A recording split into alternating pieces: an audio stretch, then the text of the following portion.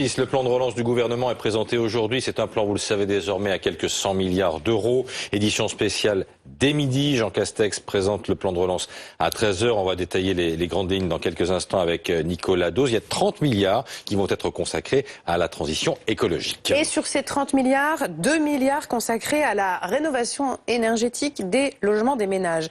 Ma prime rénov, qui est la principale aide aux travaux d'isolation dans le logement privé, va en fait être étendue à tous les Français dès le 1er janvier prochain. Voyons comment cela fonctionne avec Aurore Villemur, David Bouteiller et Eline Wiznicki. Dans cette résidence, le chantier a déjà commencé. Ces immeubles sont en pleine rénovation énergétique. Nous avons l'isolation thermique par l'extérieur qui fait une dizaine de centimètres et des menuiseries double vitrage qui permettent également d'isoler le bâtiment. Avant,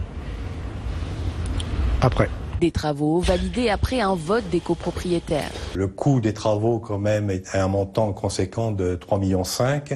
Et sur ces 3,5 millions, vous avez quand même 1 million d'aides qui nous est octroyée. Un coup de pouce pour les propriétaires qui s'apprêtent à diminuer considérablement leur consommation. Ça va faire à peu près 40% d'économie, puisqu'on était en étiquette D et on va passer sur une étiquette B à la fin du chantier. Une solution économique sur le long terme, mais aussi écologique. La rénovation énergétique, elle permet de faire diminuer significativement, lorsqu'elle est bien faite, les émissions de gaz à effet de serre.